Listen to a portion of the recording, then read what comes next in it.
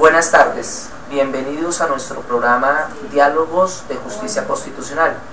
Hoy nos acompaña la doctora Wendy Molina Andrade, quien es magistrada de la Corte Constitucional Ecuatoriana, en este momento su vicepresidente, miembro de la Asociación Mundial de Justicia Constitucional, miembro de la Asociación Colombiana de Derecho Procesal Constitucional y reconocida tratadista en Ecuador. Doctora Wendy, bienvenida. Gracias, doctor Belandia, muchas gracias por la invitación y qué gusto volverle a ver. Muy bien, doctora. Uno de los objetivos de este programa es saber, conocer cómo fue el proceso de elección a la Corte Constitucional Ecuatoriana.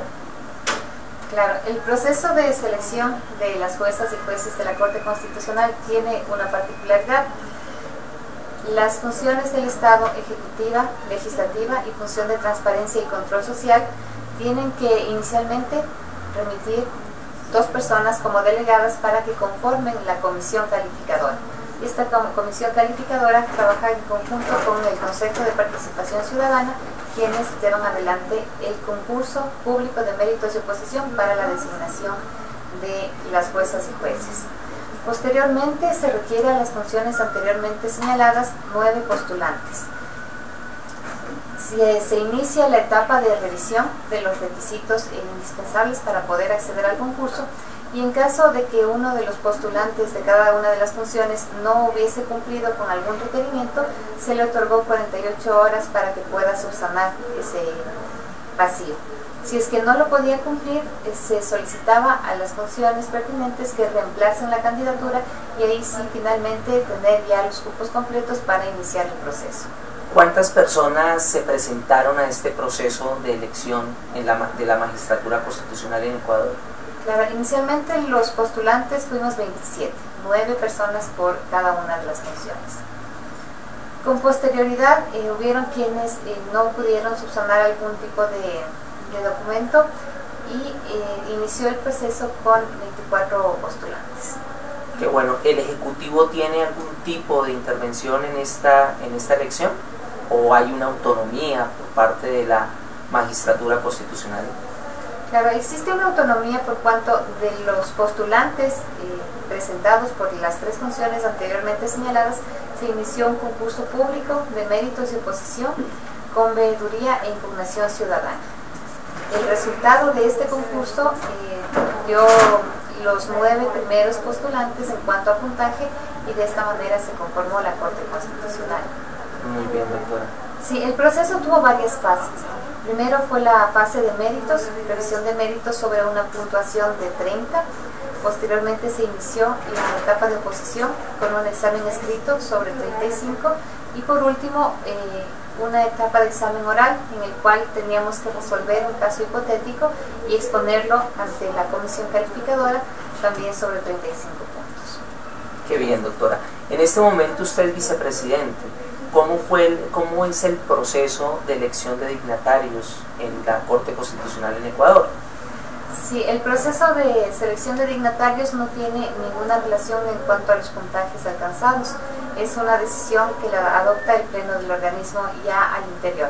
Fuimos posesionados el 6 de noviembre, inmediatamente fuimos a la Corte Constitucional, nos autoconvocamos y designamos al presidente, y la vicepresidenta actualmente soy yo. El presidente es el profesor, el doctor Patricio Pazmiño, que tengo entendido, la doctora trabajó en el despacho de él en la Corte Constitucional de Transición. Sí, yo fui asesora del doctor Patricio Pazmiño en la Corte Constitucional para el periodo de transición. Qué interesante. Eso tal vez podría interpretarse como que la Corte Constitucional actual, la nueva Corte o la primera Corte Constitucional de Ecuador, va a mantener las políticas de la Corte de Transición, o se avecinan algunos cambios.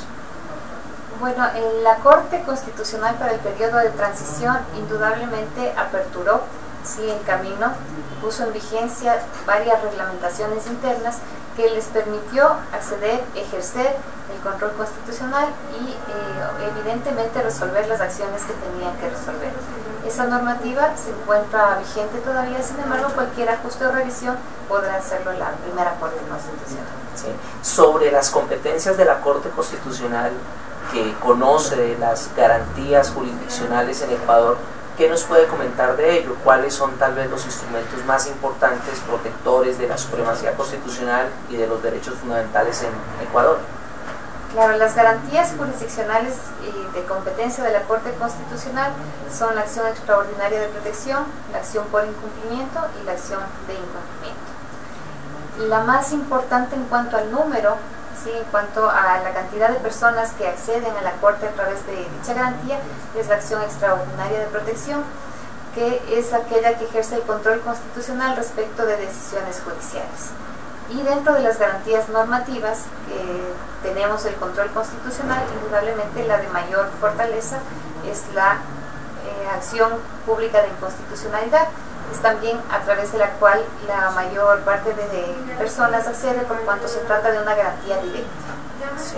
¿Hay alguna relación entre la acción por incumplimiento ecuatoriana y la acción de inconstitucionalidad por omisión? ¿Estamos hablando de la misma figura o son dos garantías diferentes, dos acciones diferentes? Son dos acciones diferentes. La acción por incumplimiento tiene por objeto garantizar que se ejecuten y se cumplan las disposiciones que forman parte del ordenamiento jurídico, evidentemente infraconstitucionales. Mientras que la acción por incumplimiento, la inconstitucionalidad por omisión, sí, lo que controla es precisamente que no exista un incumplimiento de los mandatos constitucionales.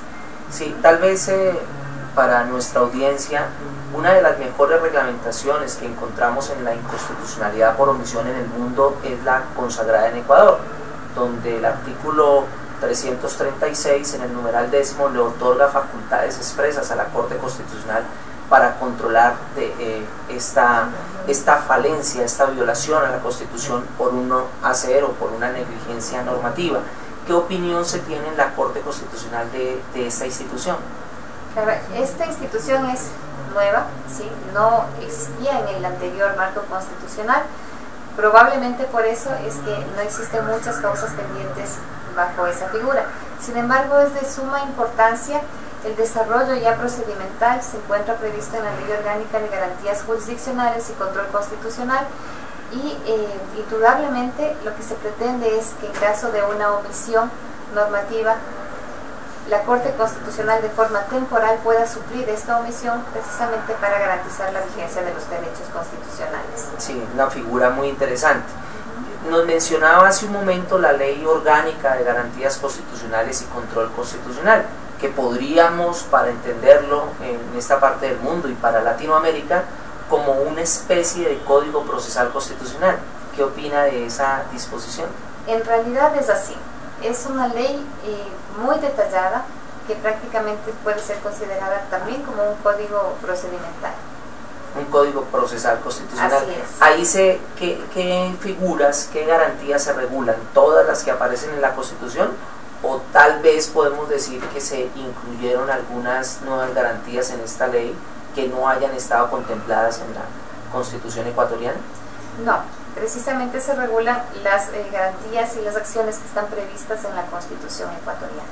Bueno, pues muchas gracias, doctora Wendy Molina Andrade, por aceptar nuestra invitación y la esperamos como ponente en el próximo encuentro de la Asociación Mundial, que va a ser en Valencia, España, los días 10, 11 y 12 de enero de 2013, y posteriormente en el Congreso Colombiano de Derecho Procesal Constitucional y por supuesto en el primer Congreso Mundial que organiza la Asociación Mundial de Justicia Constitucional. Muchas gracias. Muchas gracias a usted y estaré presente. Gracias. Muchas gracias.